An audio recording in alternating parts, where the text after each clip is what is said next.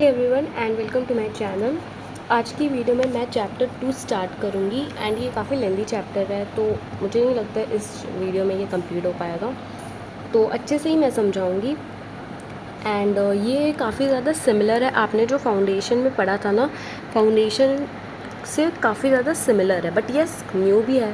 But बहुत सारा चीज़, जैसे कि आपने एमओए पढ़ा होगा फाउंडेशन में, आपने एओए पढ़ा होगा फाउंडेशन में, so these are similar then foundation. ठीक है।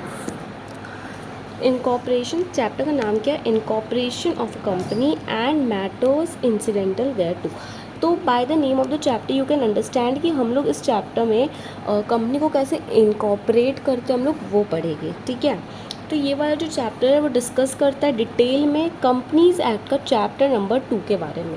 तो कंपनीज एक्ट का चैप्टर नंबर 2 क्या है? कंपनीज एक्ट का चैप्टर नंबर 2 भी यही है, क्या? Incorporation of a company. ठीक है। तो अभी ये चैप्टर हम लोग कहाँ से पढ़ेंगे? देखिए, हम लोग सेक्शन 3 से स्टार्ट करके हम लोग 19 तक इस चैप्टर में सेक्शन 3 से लेकर हम लोग आई गेस 23 या 22 तक इस चैप्टर में पढ़ेंगे। यस 22। तो हम लोग इस चैप्टर में सेक्शन 3 से लेकर 22 तक पढ़ेंगे। फर्स्ट चैप्टर में हमने पढ़ा था सेक्शन नंबर 1। सेक्शन नंबर 1 में हमने क्या पढ़ा था? Short title, right, extent, कॉमेंसमेंट, applicability, ये सब कुछ हमने सेक्शन नंबर 1 में देखा था। ठीक है। एंड हम लोग सेक्शन नंबर 2 में हमने क्या देखा था? सेक्शन नंबर 2 में हमने देखा था जो भी हम लोग डेफिनेशन पढ़े थे ना, that was in section number 2 of the companies act 2013। ठीक है। अभी हम लोग सेक्शन 3 स्टार्ट करेंगे। सेक्शन 3 क्या चीज़ के बारे में बोलता है? फॉर्मेशन ऑफ कंपनी के बारे में बात करता है सेक्शन नंबर 3, राइट, कि कंपनी को फॉर्म कैसे करना है, मतलब उसमें कितना मेंबर होना चाहिए, प्राइवेट कंपनी के केस में, पब्लिक कंपनी के केस में, ओपीसी के केस में कितना मिनिमम मेंबर हो सकता है, कितना मैक्सिमम मेंबर हो सकता है, अपन वो देखेंगे। पहले थोड़ा इंट्रोडक्शन ले लेते हैं हम लोग कि क्या है आखिर इस चैप्टर में। Introduction to incorporation of companies and promoter. तो कंपनी, आपको पता होना चाहिए कि जो कंपनी है वो एक सेपरेट लीगल एंटिटी होती है, राइट। वो कंपनी अलग है एंड कंपनी के मेंबर अलग है। ठीक है। कंपनी को अलग ट्रीट किया जाएगा, कंपनी के मेंबर को अलग ट्रीट किया जाएगा, that is a separate legal entity. Perpetual succession मतलब मेंबर के आने और जाने से कंपनी में कोई फ़र्क नहीं पड़ेगा। ठीक है। आज एक मेंबर है, वो मेंबर मर गया, फिर नेक्स्ट दूसरा मेंबर बना, कंपनी को उससे घंटा फ़र्क नहीं पड़ता, कंपनी जो एग्जिस्ट कर रही है एज इट इज़ चलती रहेगी। ठीक है। मेंबर अलग है और कंपनी अलग है, मेंबर के आने और जाने से कंपनी में कोई फ़र्क नहीं पड़ता है। ठीक है। और हम लोग जो कंपनी है वो इनकॉर्पोरेट कर सकते हैं सिर्फ और सिर्फ लॉफुल पर्पस के लिए। ठीक है। और इनकॉर्पोरेशन से पहले बहुत सारा चीज़ वी हैव टू फुलफिल। ठीक है। और पर्सन जो कि प्रमोट करते हैं एक्टिविटीज़ को, मतलब पर्सन जो कि इनकॉर्पोरेशन में हेल्प करते हैं, जिनका सहयोग होता है, जो जिनका हाथ होता है कंपनी को इनकॉर्पोरेट करने में, that person is known as promoter. ठीक है। तो promoter means a person who has been named as promoter in a prospectus। prospectus क्या होता है हम लोग डिटेल में देखेंगे चैप्टर नंबर 3 में। लेकिन आप लोग अगर स्कूल में भी जाते होगे, किसी स्कूल में भी जाते होगे, तो वो स्कूल का भी प्रोस्पेक्टस होता है ना। तो जो जैसे स्कूल का प्रोस्पेक्टस में स्कूल के बारे में लिखा हुआ होता है, वैसे ही कंपनी का प्रोस्पेक्टस में कंपनी के बारे में लिखा हुआ होता है कि कंपनी क्या है, कैसे करेगी काम, वगैरह वगैरह वगैरह। ठीक है। हम लोग चैप्टर 3 में डिटेल में देखेंगे। तो प्रोस्पेक्टस में अगर प्रोस्पेक्टस में किसी बंदे का नाम एज अ प्रमोटर लिखा है, तो दैट बंदा is promoter of the company. Secondly, who is identified as promoter by the company in annual return. Again it is a type of document. ठीक है। It is a type of annual return भी हम लोग detail में देखेंगे chapter number 7 में। ठीक है। और प्रमोटर वो बंदा भी होता है जो कि कंट्रोल करता है कंपनी के अफेयर्स को डायरेक्टली या फिर इनडायरेक्टली, चाहे वो एज अ शेयर होल्डर की तरह कंट्रोल करे या डायरेक्टर की तरह या कोई भी और तरह से कंट्रोल करेगा। तो जो प्रमोटर है वो कंट्रोल करेगा कंपनी के अफेयर्स को, डायरेक्टली भी कर सकता है, इनडायरेक्टली भी कर सकता है, whether as a shareholder, director और एनी अदरवाइज। ठीक है, जिसके एडवाइस में, प्रमोटर के एडवाइस पे बोर्ड ऑफ डायरेक्टर जो है वो काम करते हैं। ठीक है, लेकिन yes but shall not include a person who is acting merely in professional capacity. Like देखो, अगर हम लोग सीए है ना, हम लोग अगर किसी कंपनी के इनकॉर्पोरेशन में जाके हेल्प करेंगे, उसको गाइड करेंगे कि आप ऐसे ऐसे करो, तो फिर हम लोग प्रमोटर नहीं कहलाएंगे भाई, ये हम लोग का काम ही है गाइड करना। ठीक है, तो हम लोग प्रमोटर नहीं कहलाएंगे if we are working as under professional capacity में हम लोग काम कर रहे हैं ना। अगर प्रोफेशनल कैपेसिटी में हम लोग काम कर रहे हैं, प्रोफेशनली काम कर रहे हैं, हमारा प्रोफेशन ही है कि गाइड करना है हमको, कैसे तुमको अपना कंपनी चलाना है, तो फिर वो इंसान प्रमोटर नहीं कहलाएगा। ठीक है, ये पेज में इतना ही ऐसा है कि हाँ थोड़ा इम्पोर्टेंट टाइप का है, बाकी ये सब चीज़ तो आपको पता होना ही चाहिए। ट्रू फॉल्स देखे अपन एक, to be a promoter one necessary be associated with initial formation of a company. नहीं, ज़रूरी नहीं है। नो, सब अपन लोग ने देखा था ना यहाँ पे कि ज़रूरी तो नहीं है भाई कि तुमको इनिशियल इनकॉर्पोरेशन में तुम रहो, तुम्हारा नाम होना चाहिए प्रोस्पेक्टस में, तुम एनुअल रिटर्न में तुम्हारा नाम होना चाहिए, तुम डायरेक्टली इनडायरेक्टली कंपनी के अफेयर्स को जो है कंट्रोल कर रहे हो, तुम्हारे एडवाइस में बोर्ड ऑफ डायरेक्टर काम कर रहे हो, तो फिर तुम प्रमोटर होगे। ज़रूरी नहीं है कि तुम इनिशियली मतलब स्टार्टिंग से ही कंपनी में अपना करो काम। No, not at all. अभी हम लोग मेनली जंप कर रहे हैं चैप्टर में, जो कि चैप्टर का सबसे पहला सेक्शन है, सेक्शन नंबर 3। सेक्शन नंबर 3 हमको बोलता है फॉर्मेशन ऑफ अ कंपनी के बारे में, कि कंपनी कैसे फॉर्म हो सकता है बेसिकली। ठीक है, section 3 of the act deals with registered company.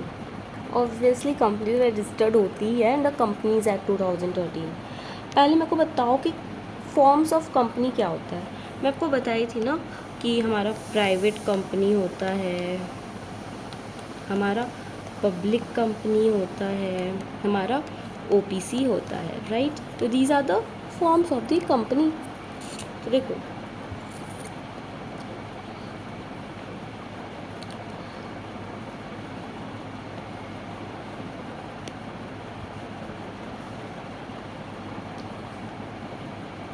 Company हमारा प्राइवेट कंपनी भी हो सकता है, पब्लिक कंपनी भी हो सकता है एंड ओपीसी भी हो सकता है, राइट। यस, एंड अभी हम लोग का इस चीज़ में प्राइवेट एंड पब्लिक में भी हम लोग चाहे तो अपना कंपनी को लिमिटेड बाय शेयर्स कर सकते हैं, दैट मीन्स शेयर्स दे सकते हैं अपना कंपनी का, या फिर गारंटी की बाद में हम लोग ये डिटेल में ये सब कुछ आगे देखेंगे तो आपको समझ आएगा। पहले हम लोग यहाँ देखते हैं कि फॉर्म्स ऑफ कंपनी में public company, private company, OPC. मैं आपको आई डोंट नो मैं बताई थी कि नहीं बताई थी। पब्लिक कंपनी में हमको मिनिमम मेंबर कितना चाहिए होता है, 7 बंदा तुमको चाहिए अगर तुमको पब्लिक कंपनी बनाना है तो, एंड मैक्सिमम में आई गेस नो लिमिट, कोई लिमिट नहीं है। एंड प्राइवेट में मिनिमम कितना चाहिए होता है, 2, एक्सेप्ट ओपीसी। ओपीसी एक्सेप्शन है, ठीक है।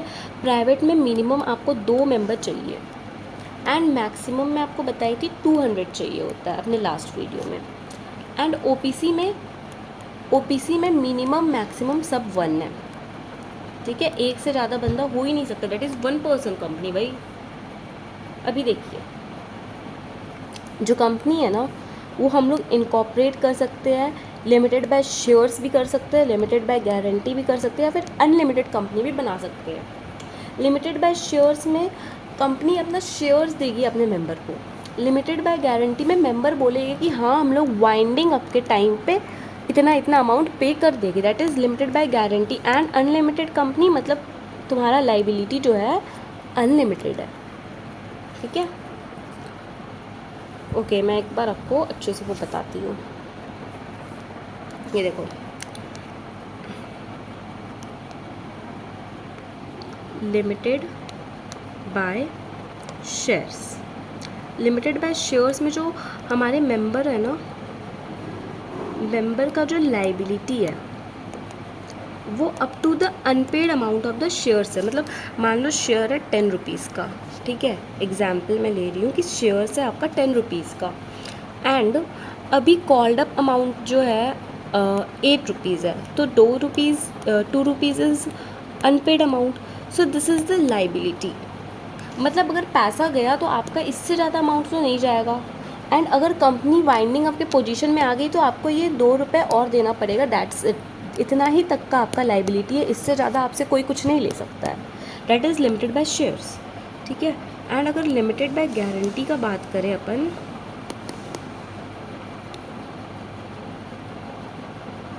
तो लिमिटेड बाय गारंटी में जो है कि मान लो मिस्टर ए है, वो एक मेंबर है किसी कंपनी का, उसने बोला कि ठीक है मैं वाइंडिंग अप के टाइम पे 1 लाख रुपीज़ देने को रेडी हूँ, तो इसका जो लाइबिलिटी है वो सिर्फ़ और सिर्फ ये 1 लाख रुपीज़ तक ही सीमित है। इससे ज़्यादा 1,01,000 आप इससे नहीं ले सकते, आप ज़्यादा से ज़्यादा 1 लाख ही ले सकते हो इससे। इसका liability is up to 1 lakh rupees, जितना कि वो गारंटी दिया है कि हाँ मैं इतना दूंगा, ठीक है। एंड अनलिमिटेड मतलब तो आपको समझ में आ ही गया है कि तुम्हारा जो लाइबिलिटी है वो अनलिमिटेड है। ऐसा कुछ नहीं है कि तुम सिर्फ इतना ही दोगे, तुमको पूरा के पूरा, अगर कंपनी अपना लाइबिलिटी पे नहीं कर पा रही है तो तुमको अपना घर भी तुम्हारा जा सकता है। दैट इज इट, अनलिमिटेड है लाइबिलिटी तुम्हारा, ठीक है। OPC, OPC is 1 person company. 1 person company में मैं आपको बता चुकी, minimum and maximum number of member is 1, ठीक है। अभी कौन बंदा है जो ओपीसी बना सकता है, who can form OPC? OPC कौन बना सकता है? सबसे पहले वो नेचुरल पर्सन होना चाहिए। एक कंपनी ओपीसी नहीं बना सकती, एक natural person can only form OPC, and जो कि इंडियन सिटीज़न हो, ठीक है। तुम इंडिया में रहते हो, मतलब तुम रेसिडेंट हो या नहीं हो, we don't care about it, but तुम एक इंडियन सिटीज़न तो होना चाहिए अगर तुमको ओपीसी बनाना है इंडिया में। तो क्या क्या कंडीशन है, कौन बना सकता है OPC? The first one is he must be natural person, मतलब जीता जाता इंसान होना चाहिए, ना कि एक कंपनी नहीं चलेगी। सेकेंडली, ये जो नेचुरल पर्सन है ना, वो माइनर नहीं होना चाहिए, ठीक है, माइनर नहीं होना चाहिए, दैट मीन्स मेजर होना चाहिए ये नेचुरल पर्सन, ठीक है। सेकेंडली, ये इंडियन सिटीज़न होना चाहिए, ठीक है। वेदर रेसिडेंट और नॉट, रेसिडेंट नहीं भी होगा तो चलेगा, तुम रेसिडेंट है तो भी चलेगा, तुम नॉन रेसिडेंट है तो भी चलेगा, लेकिन इंडियन सिटीज़न मांगता है, ठीक है। अभी रेसिडेंट इन इंडिया मतलब क्या? कंपनीज एक्ट के हिसाब से रेसिडेंट इन इंडिया मतलब क्या?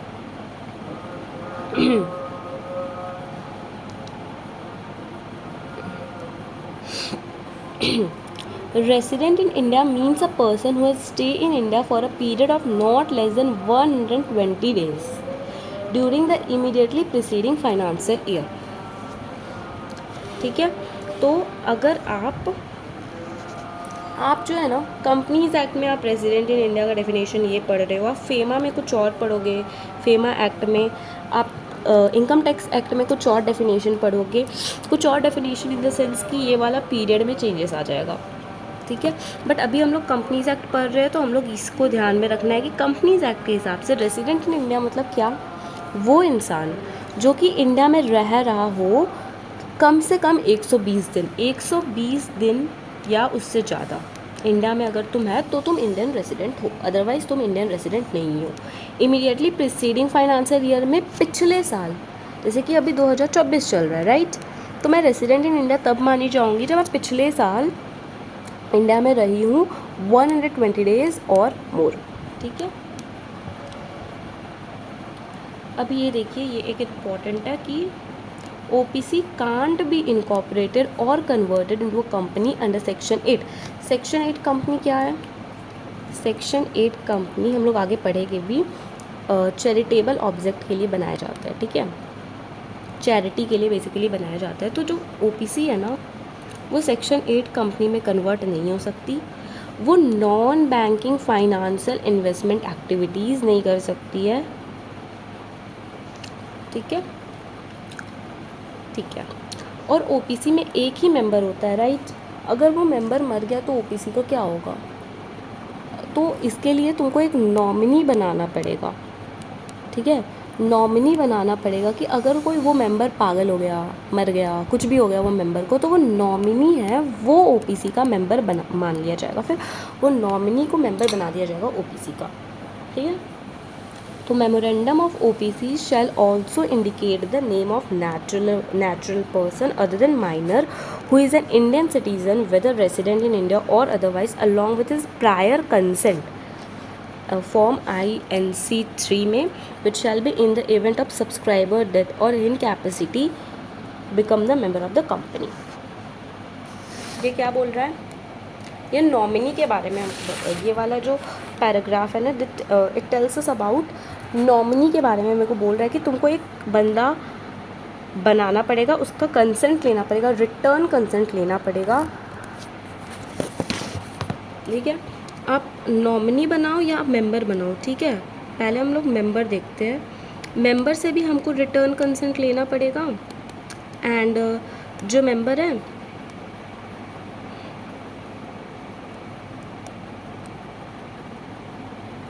वो मेंबर भी तुम्हारा इंडियन सिटीज़न होना चाहिए।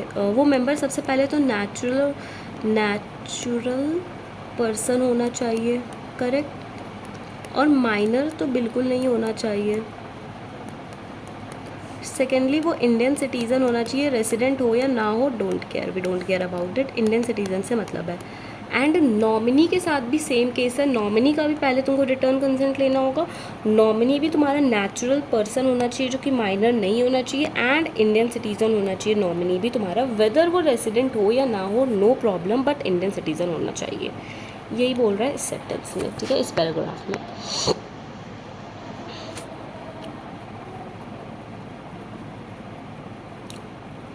और जो नॉमिनी का नाम है, ठीक है, उसको आरओसी के पास जाके रजिस्टर करवा दो, मतलब आरओसी को जाके बता दो कि आरओसी मैं मेंबर हूँ एंड ये जो पर्सन है ये नॉमिनी है मेरे कंपनी का, फीस के साथ, और ये फॉर्म स्पेसिफाई किया गया है उस फॉर्म के साथ, form INC 32। Natural person shall not be member of more than one OPC at any time and the said person shall be nominee for more than one OPC. Okay, ये जो मैं आपको एक एग्जांपल ही ले लेती हूँ। लेट से एक कंपनी है जिसमें मिस्टर ए जो है ना, मिस्टर ए ये मेंबर है, अच्छे से देखिएगा आप, ये वाला बहुत अच्छे से समझ में आ जाएगा। एंड मिसेस ए जो है वो क्या है, नॉमिनी है, लेट्स से ए लिमिटेड की, ठीक है, ए प्राइवेट लिमिटेड की।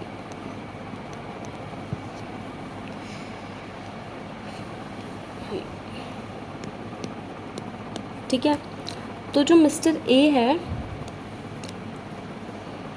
ये लेट्स से बी लिमिटेड कोई कंपनी है, ये भी ओपीसी है, ठीक है। ये जो बी लिमिटेड बी ओपीसी है ना, मिस्टर ए चाहता है कि मैं इसमें भी अपना मेंबर बन जाऊं, तो नहीं चलेगा। तुम एक बार में एक ही कंपनी के एक ही ओपीसी के मेंबर बन सकते हो, एक से ज़्यादा ओपीसी के तुम मेंबर नहीं बन सकते हो। हाँ, लेकिन अगर तुम चाहो कि तुम बी ओपीसी के नॉमिनी बन जाओ तो ठीक है, वो चलेगा, नॉमिनी बन सकते हो, बट तुम मेंबर नहीं बन सकते हो, ठीक है। And same goes with Mrs A जो है, मिसेस ए तुम्हारा नॉमिनी है ए ओपीसी की, तो अभी जो ये मिसेस ए है ना वो बी ओपीसी की नॉमिनी नहीं बन सकती, क्योंकि वो एक कंपनी में ऑलरेडी नॉमिनी है। तो एक बार में तुम एक ही कंपनी के नॉमिनी और एक ही कंपनी के मेंबर बन सकते हो, लेकिन तुम चाहो तो तुम दूसरे कंपनी के, लेट्स से यहाँ पे ए जो है मिस्टर ए वो ए लिमिटेड का मेंबर है, तो तुम बी लिमिटेड में जाके मेंबर तो नहीं बन सकते, लेकिन यस तुम नॉमिनी ज़रूर बन सकते हो। सेम मिसेस ए, क्योंकि ये ए लिमिटेड में ए ओपीसी में नॉमिनी है, तो वो बी ओपीसी में जाके नॉमिनी नहीं बन सकती, वो बी ओपीसी में मेंबर बन सकती है, ठीक है। अच्छा, कभी ऐसा हुआ कि ये जो मिस्टर ए है ना, ये चल बसे पागल हो गए, कुछ भी हो गया, तो अभी ये इनकैपेसिटी है, मतलब अभी इनकैपेबल है कि वो अपने काम को अब नहीं कर सकते हैं, अपने ओपीसी में अपने बिजनेस को नहीं चला सकते हो, इनकैपेबल हो गया है वो। तो जो मिसेस ए है वो ऑटोमेटिकली ए ओपीसी की मेंबर बन जाएगी, राइट। एंड मिसेस ए जो थी वो बी ओपीसी की मेंबर पहले से थी, और अब वो ए ओपीसी की भी बन गई क्योंकि मिस्टर ए इनकैपेबल हो गया। तो अभी ये एक साथ कितनी 2 ओपीसी की मेंबर बनी कि नहीं बनी, 2 ओपीसी की मेंबर बन गई मिसेस ए। तो अभी इसको 180 दिन का टाइम दिया जाएगा कि तुम डिसाइड कर लो तुमको ए ओपीसी का मेंबर रहना है या तुमको बी ओपीसी का मेंबर रहना है, तुम डिसाइड कर लो। यू हैव 180 डेज़ का टाइम, ठीक है। और अगर चाहे कि मिसेस ए चाहे कि अब मेरे को नॉमिनी नहीं बनना है, किसी में भी मेरे को नॉमिनी नहीं बनना है, तो वो विड्रॉ कर सकती है अपना कंसेंट ये देकर कि मेरे को अब नॉमिनी नहीं बनना है, I am done with you, ठीक है। और अगर मिस्टर ए चाहे कि नहीं अब मेरे को बी को नॉमिनी रखना ही नहीं है, मिस्टर ए चाहता है कि मेरे को हटा देना है बी को, तो यस मिस्टर ए वो भी कर सकता है। वो खुद से जाके एक नोटिस दे सकता है राइटिंग में कि कंपनी को नोटिस दे सकता है राइटिंग में कि बी को हमको अब नहीं रखना है नॉमिनी, तो वैसे वो लोग हटा सकते हैं। लेकिन हाँ, जो तुम दूसरा बंदा को नॉमिनी बनाएगा ना, बी के जगह पे तुम सी को नॉमिनी बनाना चाहता है, तो फिर तुमको पहले वो सी का प्रायर कंसेंट लेना पड़ेगा कि हाँ वो सी बनना चाहता है तुम्हारे पास नॉमिनी। ये देखो, when nominee become member, where the sole member ceases to be member and nominee become new member, then such new member shall nominated within 15 days of becoming member in who is an event of death or incapacity। मतलब 15 दिन में वो member बन जाएगी अगर ए incapable हो गया है तो। और यस, तुमको सारा चीज़ ये चीज़ याद रखना बच्चों कि लॉ में आपको सब चीज़, आप कुछ भी अपने कंपनी में कर रहे हो आपको आरओसी को जाके बताना है। तो 30 दिन के अंदर आरओसी को बता दो कि अब मिस्टर ए नहीं है मेंबर, अब मिसेस ए है मेंबर, जाके आरओसी को बता देना फ़ी के साथ। फ्री में कुछ नहीं होने वाला है, फ़ी तो देना पड़ेगा। अभी ट्रू एंड फॉल्स देख लेते हैं अपन। Even a non resident Indian can form and become OPC. Yes, the answer is true. बस वो बंदा इंडियन होना चाहिए, रेसिडेंट हो या ना हो, we don't care. Only natural person other than minor who is Indian citizen whether resident in India or not shall be eligible to incorporate a OPC। अभी ओपीसी को ना बहुत फ़ायदा है क्योंकि एक इंसान अकेला क्या क्या करेगा, तो ओपीसी को बहुत सारे चीज़ से रिलैक्स किया गया है कि ठीक है तुम मत करो। मैं आपको चैप्टर नंबर 1 में बताई थी कि ओपीसी अगर चाहे तो वो कैश फ्लो स्टेटमेंट ना बनाए, मतलब ओपीसी का मन में अगर मन का है कि तुमको बनाना है तो बनाओ, अदरवाइज़ हम लोग को कोई ज़रूरी नहीं है तुम्हारे को कैश फ्लो बनाना। Not required to prepare cash flow statement. Annual return में भी आपको बहुत सारा मिल जाता है। ये वाला हम लोग ना चैप्टर 7 में अच्छे से देखेंगे, वहाँ पे भी आपका ये है। अभी आपको उतने अच्छे से समझ में नहीं आएगा क्योंकि अभी लोग स्टार्टिंग वाले फेज़ में हो, आगे बढ़ते जाओगे तो आपको समझ आएगा। तो चैप्टर 7 में डिटेल में अपन ये देखेंगे। तो we are done with section 3। एक बार रिकैप ले लेते हैं कि हम लोग क्या पढ़े हैं सेक्शन 3 में।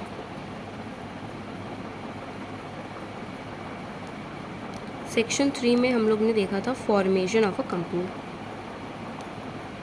राइट।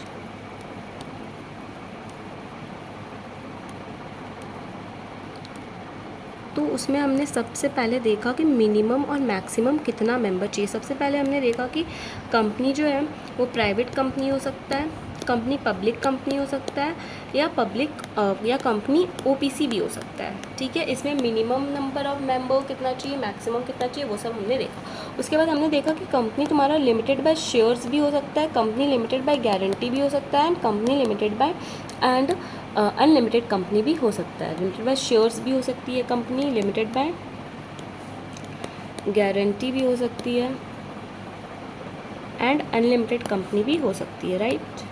Yes ma'am. उसके बाद हमने देखा कि ओपीसी के बारे में हमने देखा कि ओपीसी में जो एक सोल मेंबर होता है वो कैसे अपॉइंट होता है, क्या कंडीशन होता है कि वो मेंबर तुम्हारा तभी अपॉइंट हो सकता है। सबसे पहले नेचुरल पर्सन होना चाहिए, इंडियन सिटीज़न होना चाहिए। फिर ओपीसी में क्योंकि एक पर्सन होता है, अगर वो इनकैपेबल हो गया है तो उसके बाद कौन ओपीसी संभालेगा, तो नॉमिनी रखना पड़ता है ओपीसी में। नॉमिनी कौन बन सकता है, नेचुरल पर्सन बन सकता है जो कि इंडियन सिटीज़न होना चाहिए, राइट। एंड ये नेचुरल पर्सन तुम्हारा माइनर नहीं होना चाहिए, राइट। एंड इंडियन सिटीज़न होना चाहिए वेदर रेसिडेंट हो या ना हो इंडियन में। हमने ये सब चीज़ देखा, ठीक है। और हम लोग ये भी देखें कि हाँ, एक बंदा ना एक बार में एक ही ओपीसी का मेंबर बन सकता है और कोई दूसरे ओपीसी का नॉमिनी बन सकता है, ठीक है। एक बार में वो 2 ओपीसी का मेंबर या 2 ओपीसी का नॉमिनी नहीं बन सकता है। वो एक बार में एक ही ओपीसी का मेंबर और एक ही ओपीसी का नॉमिनी बन सकता है, ठीक है। और बाय चांस अगर वो एक बार में 2 ओपीसी का मेंबर बन गया तो उसको 180 दिन का टाइम दिया जाता है कि तुम डिसाइड कर लो भाई कि तुमको कौन से वाले का मेंबर बन के रहना है, ठीक है। Next section 3A। Section 3A क्या बोलता है, members severally liable in certain cases, reduction in minimum number of member, ठीक है। ओके, मान लो ना कोई कंपनी है, ठीक है, लेट्स से ए लिमिटेड है, ये पब्लिक कंपनी है। तो इसमें मिनिमम कितना मेंबर चाहिए होगा, मैं आपको बताई थी ना अभी, 7 मेंबर्स चाहिए होगा मैम, 7 मेंबर्स मिनिमम चाहिए। लेकिन क्या हुआ ना, जो कंपनी है वो 1524 से जो है इसका मेंबर 6 मेंबर ही है। मतलब इस दिन ऐसा हुआ ना कि जो एक मेंबर था, ये कंपनी में अभी टोटल है 7 मेंबर, ठीक है। तो मिनिमम नंबर ऑफ मेंबर को तो का क्राइटेरिया को ये फुलफ़िल कर रहा है। बट क्या हुआ, अचानक से 1 मई 2024 को क्या हो गया ना कि जो एक मेंबर था वो कंपनी छोड़ के चला गया, चाहे कुछ भी हो गया वो चला गया। तो अब जो मेंबर है वो सिर्फ 6 मेंबर बचा। लेकिन मिनिमम हमको कितना मेंबर चाहिए, 7 मेंबर चाहिए मिनिमम हमको, लेकिन बचा कितना मेंबर, 6 मेंबर मिनिमम बचा। दैट मीन्स मिनिमम से कम हो गया है मेंबर। तो अभी जो है ना कंपनीज एक्ट उसको बोलता है कि ठीक है, हम तुमको 6 मंथ का टाइम दे रहे हैं, ठीक है, 6 मंथ का टाइम दिया जा रहा है तुमको। तुम जो है अपने जो ये डिक्रीज मेंबर है ना, मिनिमम से जो कम मेंबर हो गया है उसको वापस से मिनिमम नंबर ऑफ मेंबर का क्राइटेरिया में लेके आओ। दैट मीन्स ये 6 को तुम 7 बनाओ जल्दी से, 6 महीना का टाइम है तुम्हारे पास। अगर कर लेते हो तो ठीक, नहीं करते हो तो तुम्हारा जो लाइबिलिटी है ना वो अनलिमिटेड कर दिया जाएगा, ठीक है। देखो, member may have limited or unlimited liability depending upon nature of company, right? Generally member are jointly liable for debt of the company, but they shall be severally liable for payment of debt of the company and may be severally sued if at any time। मतलब तुम सब liable हो जाओगे अपने date के लिए अगर तुम्हारा जो मिनिमम नंबर का लिमिट है ना वो डिक्रीज़ हो जा रहा है, 7 से कम हो जाता है तो फिर ठीक है। और वो कंपनी अपना बिजनेस कैरी कर रही है 6 मंथ से ज़्यादा, जो मैं कि आपको बताई।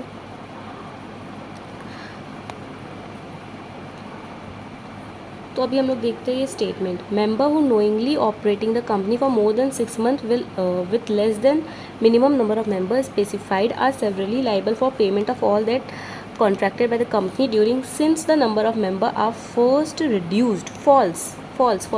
मतलब ये बोल रहा है ना कि हमारे एग्जाम्पल में 1 मई को सब 6 इंसान हो गए, तो इस तारीख से तुम लाइबल हो गए सारे डेट के लिए, नहीं, इसके बाद 6 महीना ख़त्म हो जाएगा ना, उसके बाद दैट मीन्स तुम 1 नवंबर से 6 महीना के बाद से लाइबल हो गए सारे के सारे डेट के लिए, ठीक है। तो इस वीडियो में हमने 2 सेक्शन कवर कर लिया है। I hope it is clear to you guys. अगर आपके लिए थोड़ा भी हेल्पफुल रहा हो तो प्लीज़ मेरे चैनल को सब्सक्राइब जरूर से कर देना एंड वीडियो को लाइक जरूर से कर देना। नेक्स्ट वीडियो में मिलते हैं with next sections. Bye bye.